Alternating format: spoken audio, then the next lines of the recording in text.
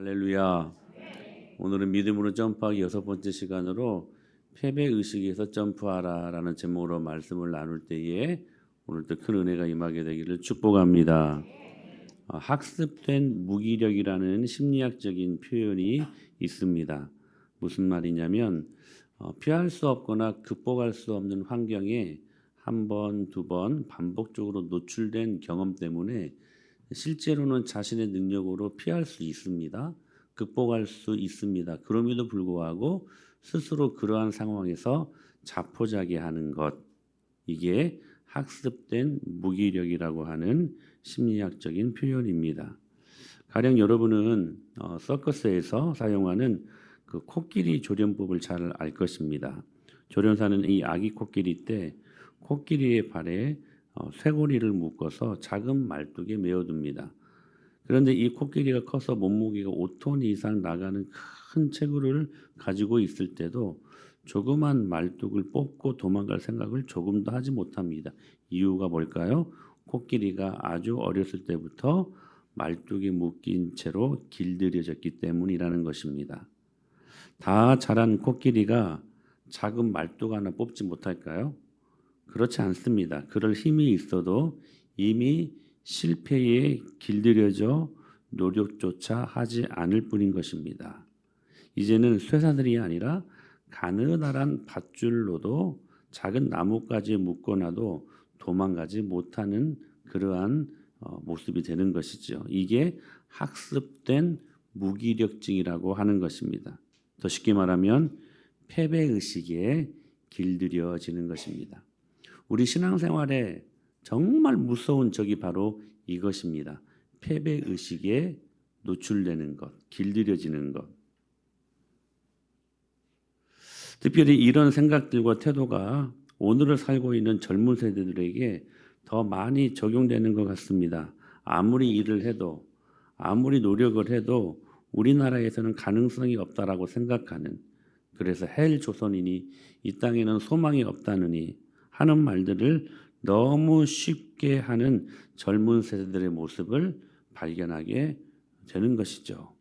학습된 무기력증은 그러므로 의외로 우리가 신앙의 세계에도 많이 적용되는 것을 볼 수 있습니다. 기도를 해봅니다. 그리고 순종도 해봅니다. 그런데 안 되는 것 같습니다. 무기력감에 시달립니다. 교회는 나옵니다. 여전히 오늘 교회 나왔잖아요. 근데 재미없어요. 뭐가 좀 되는 것처럼 승리도 해야 되고 그런 기쁨이 있어야 되는데 이거 안 되는 거예요. 한 번, 두 번 안 되다 보니까 그 패배의식에 그냥 길들여져 버리는 것. 여러분은 어떤 무력감에 시달리고 있습니까? 오늘 이것이 주제입니다. 오늘 우리가 읽은 성경을 보면 이스라엘 백성들이 아이선 전투에서 처절하게 패배하고 그 패배의식에 사로잡힌 모습을 볼 수 있습니다.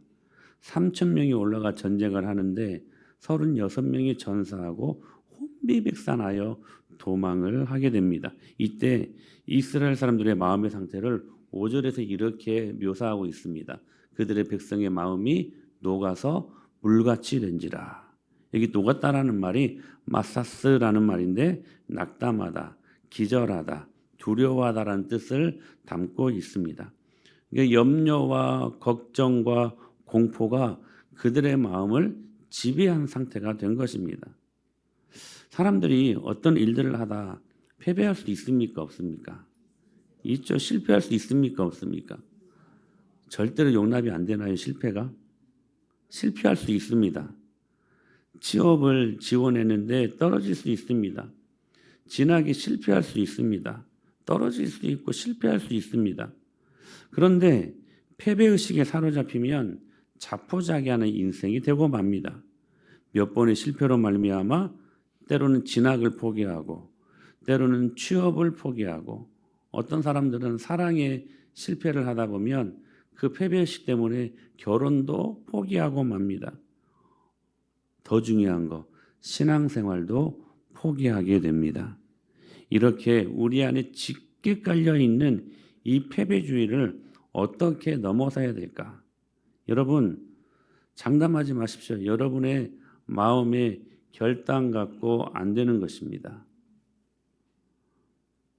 여러분의 심리학적, 상담학적, 사회학적 접근으로 여러분 이 패배주의를 극복할 수 없습니다. 물론 여러분 기억하십시오. 어느 정도의 도움은 받을 수 있습니다. 그러나 근본적인 해결은 일어나지 않습니다. 영적인 접근입니다.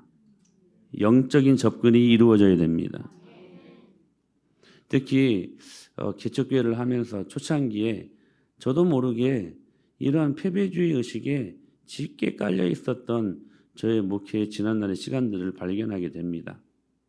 작은 교회라 안 되는 것들이 참 많았습니다. 한 번, 두 번 여기에 노출되다 보니까 이거 해도 안 되는 거 아닌가 하는 때로 어떤 면에서 어떤 일들을 시도할 때 자포자기했던 지난날의 모습을 발견하게 되었습니다. 그러면 우리도 모르는 사이에 짙게 깔려있는 이 패배주의를 어떻게 넘어서야 될 것인가? 영적인 접근이 바로 그것인데 첫째로 하나님께 가까이 나아가야 됩니다. 패배가 있고 실패가 있을 때 우리가 영적으로 그것들을 이겨내야 되는데 그 첫 번째 그 방법이 뭐냐면 하나님께 가까이 나아가라 하는 것입니다. 실패했을 때 백성들은 마음이 물같이 녹았지만 그러나 여호수아는 그 실패 속에서 어떻게 반응하냐면 6절에 이렇게 말씀하십니다. 여호수아가 옷을 찢고 이스라엘 장로들과 함께 여호와의 언약궤 궤 앞에서 땅에 엎드려 머리에 티끌을 뒤집어 쓰고 저물도록 있었다라고 말씀하십니다. 이스라엘 백성들의 대표인 장로들을 데리고 하나님의 임재를 상징하는 하나님의 언약궤 앞에 그가 즉시 나아갔다는 사실입니다. 이게 굉장히 우리들에게 중요한 의미를 담고 있는 말씀 같습니다. 그냥 지나칠 수 있는 말씀인 것처럼 느껴지지만 우리가 과연 어떤 문제를 경험할 때 과연 하나님 앞에 나아가는 여러분들이 실패할 때 과연 하나님 앞에 나아가는 모습이었는가를 한번 잘 상기해 보십시오. 요즘식으로 말하면 입학시험에 실패하고 술집에 간 것이 아니라 바로 교회 갔다는 거예요. 사업에 실패하고 저 한강다리 바닷가로 간 것이 아니라 바로 하나님 앞에 나왔다는 거예요. 여러분 이게 굉장히 중요한 일 아니겠습니까? 실패가 여러분 만약에 이 일들을 통하여 교회 앞에 그리고 하나님 앞에 나아갈 수 있다면 이 실패는 오히려 하나님을 만날 수 있는 너무 좋은 기회가 아니겠습니까? 실패가 하나님의 능력을 체험할 수 있는 너무 좋은 기회가 아니겠습니까? 실패가 하나님을 만나는 기회가 된다면 그건 분명한 여러분 유익한 실패일 것입니다. 그래서 다윗이 시편 119편 71편에서 이렇게 말씀하고 있습니다. 고난당한 것이 내게 유익이라 이로 말미암아 내가 주의 율례들을 배우게 되었다.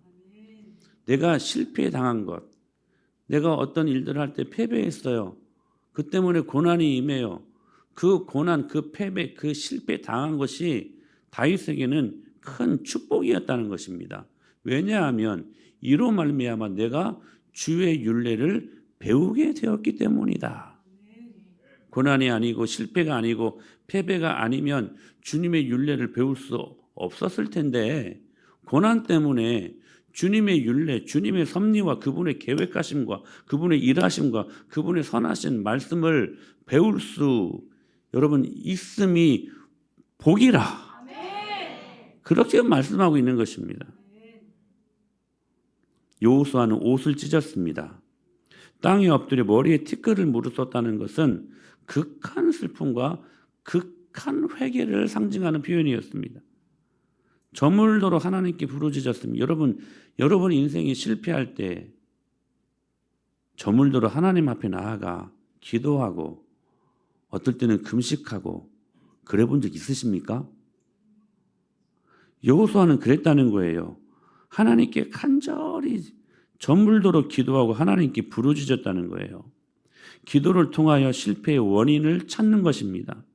그리고 실패한 후에 그 대책을 찾기 위해서 여러분 실패한 것이 중요한 것이 아니라 실패 후의 대처가 더 중요하기 때문에 여호수아는 그 실패를 경험하고 짙은 패배의식에 빠져 있지 않고 그 실패를 뛰어넘고 그 패배의식을 점프해서 하나님께 나아갈 수 있었다는 사실입니다. 그런데 가만히 보면 여호수아는 승승장구할 때 그렇게 하지 않았습니다. 최근에 있었던 아모리 족속 정벌 사건, 그리고 요단을 건너는 사건, 그리고 여리고성을 정복하는 사건 등을 통해 거듭된 승리로 그는 자신도 모르는 사이에 자만해졌습니다. 여호수아의 명성이 여호수아 6장 27절에 보니까 온 땅에 퍼진 상태였습니다. 그러자 여호수아가 어떻게 합니까? 아이성 전투에서 그가 취한 행동을 보십시오. 아이성 전투에서는 하나님을 의지하지 않고 하나님을 의뢰하지 않았습니다. 비거에고입니다. 비거에고. 자아가 하나님보다 더 높아진 것입니다. 여러분, 잠언 16장 18절에 이런 말씀이 있거든요. 교만은 패망의 선봉이요 거만한 마음은 넘어짐의 앞잡이니라. 이 말씀대로 됐습니다. 교만은 패망의 선봉입니다. 누가 교만하잖아요. 여러분, 손 쓸 필요 없어. 하나님이 알아서 꺾으셔요. 거만한 마음, 이게 비거에고입니다. 여러분, 에고라는 말이 에고 에이미라는 말이 있잖아요. 헬라어에. 이 에고라는 말이 자아라는 말이거든요. 근데 비거입니다. 비거. 빅. 내 자아가 커졌다는 거예요. 여러분, 거만한 마음은 넘어짐의 앞잡이가 됩니다. 기억하셔야 돼요. 지금 정확히 이 말씀대로 된 것입니다. 그러니까 실패에는 다 원인이 있다는 거예요. 그가 요단강을 건널 때, 그리고 여리고성을 무너뜨릴 때는 전적으로 하나님을 의지하고 전적으로 하나님을 신뢰합니다. 그래서 승리했습니다. 그러나 인생에 큰 문제가 생길 때만 우리는 하나님 앞에 나아가는 모습들이 참 많은 것 같습니다. 우리가 여기에서 참 많은 것들을 경험할 수가 있는데 귀한 교훈 중에 하나가 작은 일상에서는 우리는 내 힘으로 살아가려고 한다는 것입니다. 큰 일이 경험됩니다. 그때는 주님 앞에 나와서 누가 말하지 않아도 기도하려고 하면 벌써 기도 소리부터 다릅니다. 하나님 앞에 나아가려고 애를 씁니다. 큰 문제를 경험했을 때는. 그런데 작은 일상의 문제를 가지고서는 주님 앞에 나아가지 않는다는 것입니다. 아이성 전투가 그랬습니다. 여리고 성과는 비교되지 않을 만큼의 작고 연약한 성이었습니다. 그냥 몇몇만 올라가도 이길 수 있는 그러한 성이었습니다. 그래서 여호수아와 그의 백성들이 하나님을 의지하지 않았습니다. 하나님께 기도도 하지 않았습니다. 하나님의 뜻을 물어보지도 않았습니다. 웩더독이라는 주식시장에서 거래되는 용어가 있는데 여러분 이 표현을 아십니까? 무슨 말이냐면 꼬리가 몸통을 흔드는 현상이라는 거예요. 꼬리 보이지도 않죠. 그런데 이 꼬리가 어느새 몸통을 흔드는 강력한 무기가 된다라는 사실입니다. 사랑하는 여러분, 꼬리 같은 작은 것, 별거 아니라고 생각하는 우리의 일상, 그러나 그 일상도 하나님을 의지할 대상입니다. 이 문제를 가지고 하나님 앞에 나아가지 않으면 실패합니다. 기억하셔야 돼요. 그러나 중요한 건 이러한 상황 속에서도 역시 여호수아입니다. 여호수아가 이렇게 실패한 상황 속에서 하나님 앞에 나아갑니다. 우리가 진짜 이 여호수아의 모습을 오늘 이 귀한 시간에 배울 수 있어야만 합니다. 실패했습니다. 작은 일상, 작은 것, 평상시 별거 아닌 것, 그냥 대수롭지 않게 생각하는 그런 것들, 그것은 자신의 힘으로 이기려고 했습니다. 자신의 힘으로 해결하려고 했습니다. 주님 의지하지 않았습니다. 여러분, 우리 주위에 이런 사실들이 얼마나 많습니까? 그래서 평상시에 일상을 하나님과 동행할 수 없어요. 하나님과 함께 걸어가지 못합니다. 하나님을 그래서 잃어버립니다. 그래서 때로는 여리고성을 만나는 거예요. 그러나 여호수아는 그때 하나님께 나아갑니다. 이게 중요한 것입니다. 실패를 경험할 때 빨리 하나님 앞에 나아오십시오. 그때 하나님의 반응을 주목해 보십시오. 실패에 주목하지 않았어요. 실패할 때 하나님 앞에 빨리 나아갔던 여호수아의 그 믿음에 주목하시는 분이 우리가 믿는 하나님이심을 믿습니다. 저는 이게 은혜예요. 우리는 우리 실패에 주목해서 거기에 함몰되려고 하잖아요. 근데 하나님은 그 실패에 주목하지 아니하시고 우리가 어떻게 하나님 앞에 반응하느냐, 믿음으로 나아가느냐, 이걸 보신다는 사실입니다. 그런 패배주의에 빠진 여호수아와 이스라엘 백성들을 향해 하나님이 무엇이라고 말씀하십니까? 10절에 이렇게 말씀하십니다. 다 같이 여호와께서 여호수아에게 이르시되 일어나라. 어찌하여 이렇게 엎드렸느냐. 일어나라. 다른 영어 번역본을 보니까 get up, raise up, stand up, cheer up. 우리를 격려하시는 하나님, 그 패배의식을 뛰어넘으라고 우리를 응원하시고 우리를 지지하시는 주님의 모습을 발견하게 되리라는 것입니다. 여러분 진짜 실패가 뭔지 아세요? 이 처절한 실패에서도 주님 앞에 나아가지 못하는 것이 진짜 실패입니다. 사도 바울을 보십시오. 수많은 실패를 당한 인생이었습니다. 태장을 맞고 감옥에 갇히고 도망다니고 배신을 당하고 얼마나 많은 실패를 당합니까? 그러나 그는 하나님 앞에 항상 늘 나아갔기 때문에 그는 그러한 실패 속에서도 용기를 잃지 않고 낙심하지 않고 내게 능력 주시는 자 안에서 내가 이 모든 것을 할 수 있느니라 라고 자신감 있게 맡겨준 사명을 다 감당했던 사람이었습니다. 실패를 통해 하나님께 가까이 나아갈 수 있다면 그 실패는 축복입니다. 그러므로 하나님께 빨리 나아가십시오. 교회 앞에 바짝 나오셔서 엎드리십시오. 내 집은 만민이 기도하는 집이라고 말씀하셨으니 사랑하는 여러분, 그 말씀을 문자 그대로 경험할 수 있게 되기를 축복합니다. 다른 데 가서 반복 찾으려고 하지 마십시오. 다 거들라고 마지막에 주님 찾아오지 말고 먼저 주님 찾으라는 말이에요. 주님이 말씀하십니다. 하나님을 가까이 함이 내게 복이라. 빨리 가까이 하십시오. 그게 실패를 극복할 수 있는, 실패를 뛰어넘을 수 있는 주님이 주신 첫 번째 솔루션입니다. 두 번째, 직접적인 원인을 제거하는 것입니다. 여러분, 모든 실패에는 많은 원인들이 있지만 중요한 직접적인 원인이 있습니다. 그거 해결돼야 그 실패를 극복할 수 있는 것입니다.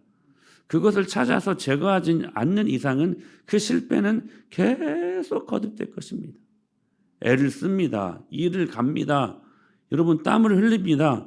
그러나 직접적인 원인 제거하지 아니하면 아무리 애를 쓰고 힘을 써도 그 실패는 계속될 수밖에 없다는 사실입니다. 하인리히 법칙이라는 것이 있대요. 뭐냐면 1대 29대 300의 법칙이랍니다.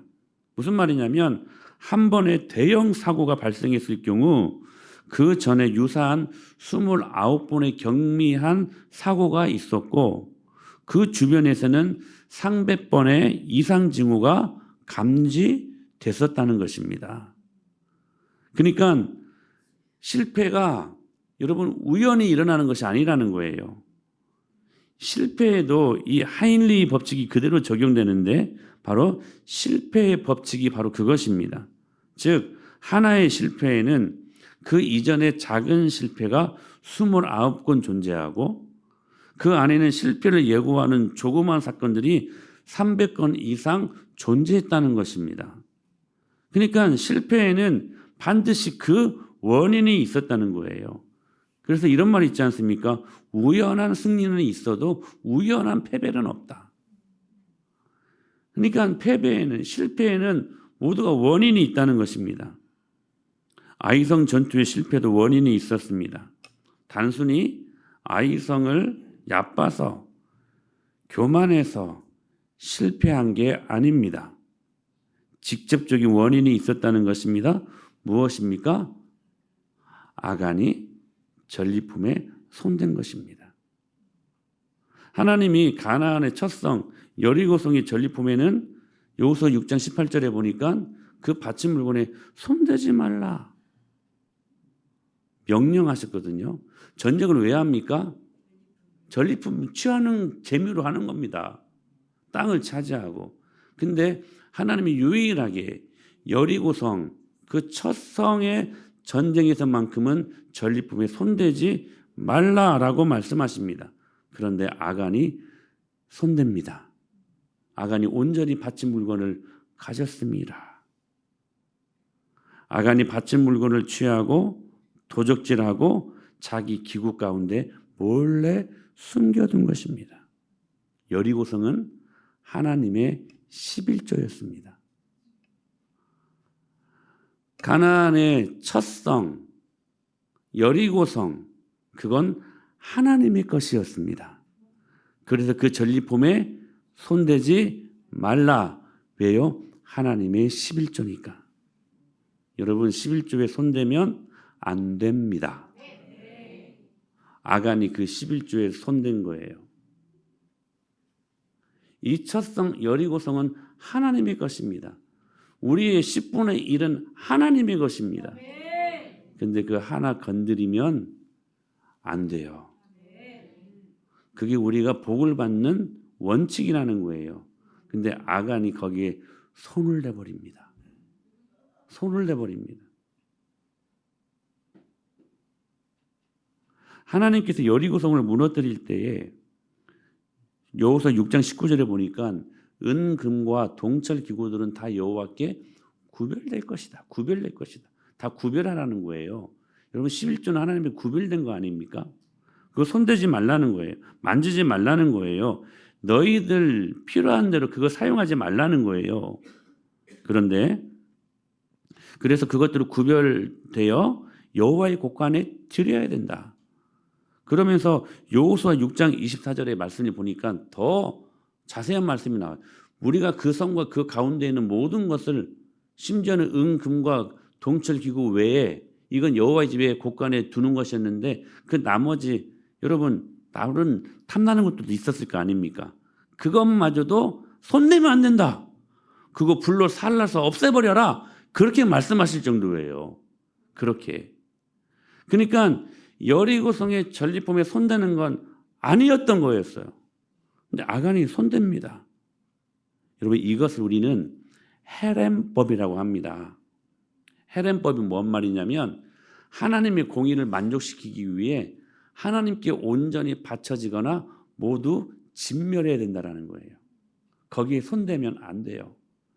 그러니까 주일 성수도 그렇고요. 여러분 11조 생활도 그렇고요. 다 이 헤렘법 안에 들어가 있는 거예요. 여러분 주일 성수 7분의 1이죠. 7일 중에 살면서 우리가 하루 하나님 앞에 주일 성수하며 주님을 예배하지 않습니까? 여러분 이날은 주님께 바쳐진 날이야. 그러니 여러분 우리의 사사로이 우리가 우리의 필요를 따라서 사용할 수 있는 날이 아니라는 거예요. 11조도 마찬가지입니다. 10분의 1 하나님의 것입니다. 10분의 10이 다 하나님 것이지만 10분의 1은 하나님 것이니 그거 헤렘 하나님께 바쳐졌다는 거예요. 그거 손대면 안 되는 거예요. 그런데 거기에 손대잖아요. 그러면 그 손댄 사람이 헤렘이 돼버리는 거야. 손댄 사람이 그래서 진멸을 당하는 거예요. 아간이 이것을 어겼어요. 보십시오. 21절에 보니까 신할산의 아름다운 외투 한 벌. 지금으로 보면 저는 참 감사해요. 우리 은혜마을교회 안에는 막 화려한 밍크코트는 없는 것 같아요. 어떤 교회는 주일날 밍크코트 경쟁한대요. 그래서 막 그거 자랑하러 막 나간대요. 진짜 큰 게 어떤 교회 보면 저 강남에 어떤 교회는 그거 자랑하려고 교회 나간대요. 아마 그런 눈에 보이는 아름다움이 있는 그러한 신할산의 외투 같아요. 외투. 이것이 눈에 들어왔던 거예요. 아간에게. 은 200세겔 그리고 50세겔 되는 금덩이 하나. 이것을 몰래 가져와 가지고 숨긴 거야.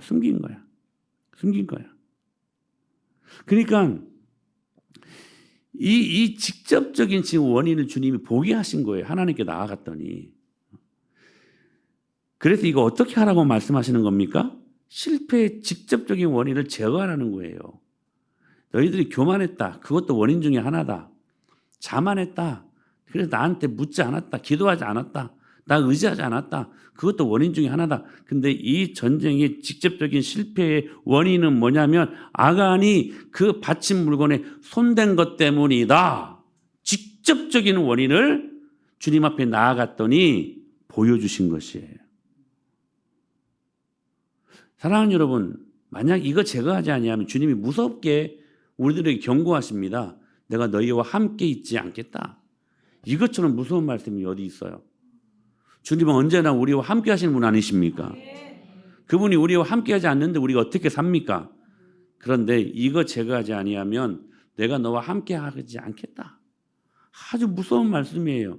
또 하나는 뭐냐면 여호수아 7장 13절에 보니까 내 원수들 앞에 능히 맞서지 못할 것이다. 내가 너희를 보호하지 않겠다라고 말씀하신 거예요. 사랑하는 여러분, 무엇 때문에 실패의 연속인 인생을 사십니까? 무엇 때문에 짙은 패배의식 때문에 학습된 무기력으로 힘들어 하십니까? 사랑하는 여러분, 직접적인 원인을 제거하시라는 말이에요. 몸 안에는 암덩어리가 있는데 그것 때문에 계속 구토증이 나와요. 근데 그거 모르고 구토 멈추게 하는 약만 먹는 거야. 어지럽다고 어지럽지 않게 하는 약만 먹는 거예요. 여러분 됩니까? 치료됩니까? 암덩어리를 직접 제거해야 그 나머지 현상도 사라지는 것 아닙니까? 그렇지 않습니까, 여러분? 원인을 정확히 파악하고 치료해야 되는 거 아닙니까? 헛다리 짚으면 그러므로 늘 실패해서 벗어날 수 없게 된다는 것입니다. 그런 인생들이 얼마나 많은지 몰라요, 여러분. 오늘 이 말씀은 누가 들어야 될 말씀도 아니고 오늘 저와 여러분들이 들어야 될 말씀이에요. 교회 생활에도 늘 실패하는 사람들이 있어요. 자기 안에 있는 직접적인 원인을 제거하지 못한다면 여러분 어느 교회에 가도 마찬가지입니다. 마찬가지예요. 어떤 수염이 덥수룩한 거지가 낮잠을 자고 있었는데 지나가던 사람이 거지의 수염에 구린내가 나는 몹시 언짢은 썩은 치즈를 발라놓았습니다. 한참 만에 잠이 깬 거지가 구린내가 몹시 나가지고 내가 자는 사이에 누가 내 여기에 큰 일을 보았나? 두리번거렸지만 찾을 수가 없었던 거예요. 이게 무슨 냄새지?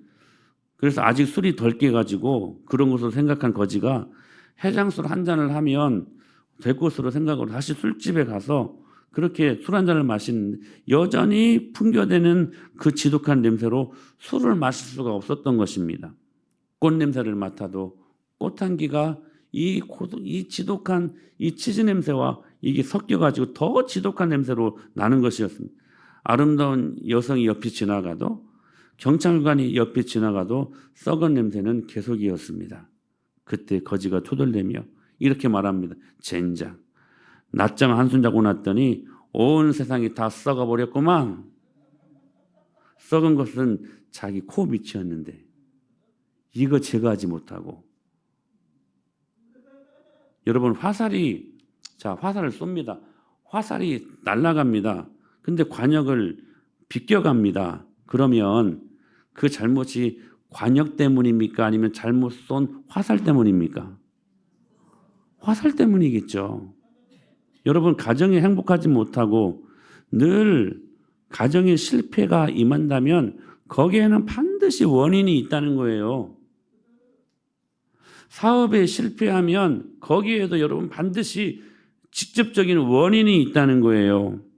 건강에 안 좋은 것도요, 거기에는 직접적인 원인이 있다는 것입니다. 중요한 것은 이 실패의 원인이 영적인 것에 있다는 것을 기억할 수 있어야 된다는 것입니다.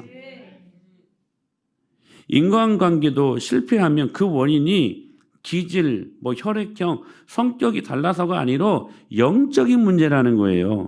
그래서 에베소서 5장 이하의 말씀을 보면 모든 인간관계, 부모 자녀 관계, 상전과 종의 관계, 여러분 이 모든 관계가 성령 충만과 여러분 연결되어 있지 않습니까? 성령 충만해야 될 삶의 무대를 그 관계들로 설명한 거예요. 그러니까 여러분 부부가 행복하려면 성령 충만해야 돼요. 부모 자녀들이 여러분 아름다운 관계를 맺기 위해서는 여러분 세대 간이 여러분 모든 그런 생각들을 이해하고 이런 감정을 이게 아니라 성령 충만해야 된다는 거예요. 직장에서도 마찬가지예요. 종과 상전이 여러분 아름다운 조화를 이루려면요 성령 충만해야 된다는 거예요.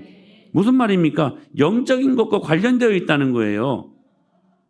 왜 부부관계 힘듭니까? 영적인 관계예요. 기질이 달라서가, 성향이 달라서가 아니라는 거예요. 영적인 관계. 왜 부모 자녀 관계가 힘듭니까? 영적인 관계라는 거예요. 왜 이런 관계가 힘들고 그래서 자꾸만 실패할까? 실패의 직접적인 원인, 즉 영적인 관계, 즉 그 밑에 깔려 있는 죄의 문제와 깊이 연관되어 있기 때문이라는 거예요. 여러분 마귀의 3대 사명을 기억하십니까? 시작. 속이고 빼앗고 죽이고. 이게 마귀의 3대 사명이에요. 저와 여러분들을 속이고 빼앗고 죽이기 위해 사탄은 존재합니다. 그래서 야고보서 1장 15절에 보면 이렇게 말씀하시지 않습니까? 시작. 욕심이 잉태한 즉 죄를 낳고 죄가 장성한 즉 사망을 낳느니라. 욕심이 잉태한 즉 죄를 낳고 죄가 장성한 즉 뭘 낳아요? 죽음을 낳는다는 거예요. 사망을 낳는다는 거예요. 하나님과의 관계가 서운해져서 생기는 그 커다란 간극, 거기에서 파생되는 우리의 인간적인 생각, 은혜 없이 내 힘으로 살려고 했고 내 지식과 어둡지 않은 경험으로 살려고 했던, 그래서 감사를 모르고, 여러분 감사할 게 얼마나 많습니까? 여러분 감사거리가 널려 있지 않습니까? 여러분 정말 아멘 아닙니까? 평생 감사만 해. 우리가 구원받았다는 그 유일한 한 가지 사실로만으로도 평생 감사하고 남을 만한 인생이 되어야만 합니다. 그런데 그 감사를 모르고 원망과 불평에서, 그래서 나도 모르게 비거해고 내 자아가 높아진 거예요. 여러분 원망하고 불평하면요, 감사를 모르고 원망하고 불평 속에 살면요, 나도 모르게 비거해고 내 자아가 하나님보다 더 커집니다. 그래서 아주 거만한 사람이 되는 거예요. 그래서 우리들의 영적인 모습이 우리를 실패하게 하고 짙은 패배주의에 빠져들게 만든다는 사실입니다. 그래서 옛날 믿음의 선조들은 실패를 경험할 때마다 항상 어디에서 떨어졌는지, 어디에서 미끄러진지를 항상 생각했습니다. 계시록 2장 5절에 그러므로 어디서 떨어졌는지를 생각하고, 이 에베소 교회를 향한 말씀 아닙니까? 너희가 처음 사랑을 가졌던 좋은 교회의 모습 아니었냐? 근데 어느 순간 주님이 이렇게 말씀하시는, 내가 너희들 회개하지 아니하면 내 촛대를 그 자리에서 옮겨버리겠다. 너희들이 첫사랑을 잃어버렸기 때문이다. 어느 순간 하나님의 사랑이 없어지고 주님을 향한 감격이 없어지고 교회를 다니는데도 복음의 기쁨을 모르고 여전히 기계적으로 종교 생활하고 있었던 그 교회를 향하여서 주님이 내뱉으신 말씀이에요. 너희들이 어디에서부터 떨어졌는지를 생각하고, 그 다음에 중요한 말씀이에요. 회개하여 처음 행위를 가져라. 만일 그리하지 아니하고 회개하지 아니하면 내가 내 촛대를 그 자리에서 옮겨버리겠다. 사랑하는 여러분, 직접적인 원인을 찾으라는 말이에요. 다른 데 방법이 있는 게 아니에요. 해답이 있는 게 아니에요. 그래서 여호수아는 하나님께 나아갔던 거야. 이 사실들을 지혜로 받은 우리 믿음의 선조들은 항상 실패를 경험할 때 패배주의에 빠지지 않고 다음 네 가지를 항상 확인했던 사람들이었습니다. 첫째, 주일성수. 내가 오늘 또 예배를 드릴 때에 예배 안에 감격이 있고 나를 구원하신 그 기쁨과 즐거움 때문에 예배 드릴 때마다 하나님의 능력이 있고 세상이 이길 수 없는 하나님이 공급하시는 하늘 자원을 은혜로 받는 시간이니 여러분 우리의 예배 드리는 태도가 어떻게 여러분 하나님을 향하여 소홀할 수 있겠습니까? 그렇지 않아요? 만왕의 왕이신 하나님 앞에 그 하나님의 능력을 경험하는 시간인데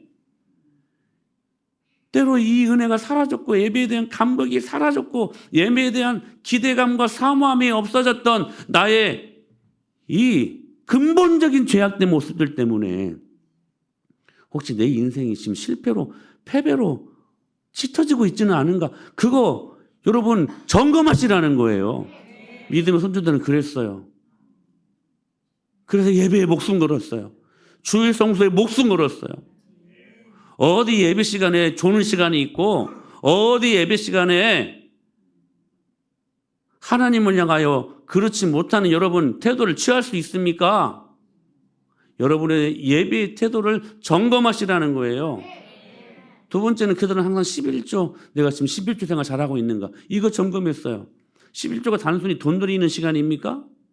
그렇게 오해한다면 하나님을 너무나 정말 핫바지로 생각하는 거지. 하나님 그러신 분 아닙니다. 10분의 1을 드림으로 말미암아 우리의 신앙 고백을 받기를 기뻐하시는 하나님. 10분의 10이 다 하나님 것이나 그러나 10분의 1을 주님께 드림으로 말미암아 나의 삶의 주인이 하나님께 있음을 믿습니다. 과연 11조 생활을 내가 잘하고 있는가? 그거 체크했다는 말이에요. 혹시 이것 때문에 내가 내 인생이 실패하고 있지 않은가? 사랑하는 여러분, 주일 성수가 어긋나고 여러분의 11조 생활이 어긋나면 반드시 그 인생 실패하고 맙니다. 이거 아멘이어야 돼요, 여러분. 왜 아멘 소리가 작아져요? 그래서 그들은 이거 점검했다고. 또 한 가지 기도 생활이었어요. 하나님께 나의 모든 간구하는 내용들을 기도하러 절박함만 내가 기도하면 주님이 응답하시라고 하는 그 귀한 사모함을 갖고 주님 앞에 기도하고 있었는가? 그거 그들은 체크했다는, 점검했다는 거. 여러분 실패의 원인이 어디 있습니까? 여러분들이 하나님을 멀리하는 데서 있지 않았습니까? 또 한 가지 아주 중요한 게 있어요. 목양 관계예요. 목양 관계 흐트러짐 때문에 내가 지금 아픈 건 아닌가?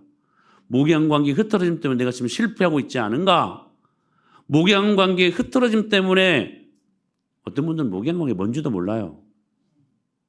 우리 은혜마을교회에서 14년 신앙생활을 하니까 그래도 목양 관계가 뭔지 알았지 목양 관계가 뭔지도 제멋대로 신앙생활해. 제멋대로. 하나님이 여러분들에게 반드시 목자와 양의 관계를 허락하셨습니다. 그래서 여러분 베드로에게 찾아가셔서 내 양을 먹이라 내 양을 치라라고 말씀하시지 않았습니까? 여러분 인간 목자를 여러분들이 주신 이유가 있어요. 근데 이 관계도 몰라요. 어떤 분들은 교회를 막 세 군데 네 군데 다녀요 막. 그거 여러분 바람직한 행동 아닙니다. 목자가 없어요. 목자가. 자기가 좋아하는 설교단이 있었는데 그 설교단은 자기를 몰라. 여러분 영혼의 목자가 필요한 이유는 뭡니까? 여러분들의 영혼을 위하여 경성하기를 깨어있고 여러분들의 영혼들을 위하여 새벽마다 기도해 줄 수 있고 적어도 저는 여러분들의 이름을 압니다. 그리고 여러분들을 위해 기도합니다. 최근에 들어오신 우리 박경렬 성도님까지 기도합니다. 이름 불러가면 기도합니다. 근데 이 목양관계 흐트러짐이 있을 때 반드시 실패가 찾아온다는 거예요. 사랑하는 여러분, 그 실패의 직접적인 원인을 찾아서 그 죄를 제거하실 수 있어야 돼요.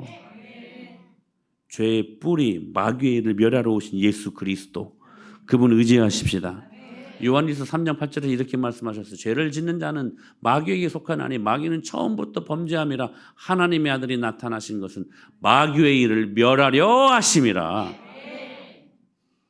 사랑하는 여러분, 죄를 제거하면 마른 나무에도 새순이 솟아나고 고목나무에도 꽃이 핍니다. 아론의 쌍난 지팡이에 꽃이 피잖아요. 하나님은 우리가 실패할 때 그 실패의 현장에 찾아오셔서 실패의 원인을 가르쳐 주시고 버릴 것을 버리게 하시는 해결하시는 하나님이심을 믿습니다. 실패하여 숨은 아담과 하와를 주님이 찾아가셔서 무화과나무로 가렸던 그것들을 하시고 가죽옷을 입혀주심으로 그들의 영혼을 보호하십니다. 모세가 살인하고 도망하여 실패할 때 모세를 찾아가셔서 사명을 허락하십니다. 아브라함이 첩의 아들을 두었을 때 그 실패 현장을 외면하지 않고 그들을 보호하십니다. 야곱이 실패하고 도망갈 때에 그 현장에서 야곱의 이름을 이스라엘로 바꿔주고 한 나라의 조상으로 만들어 주십니다.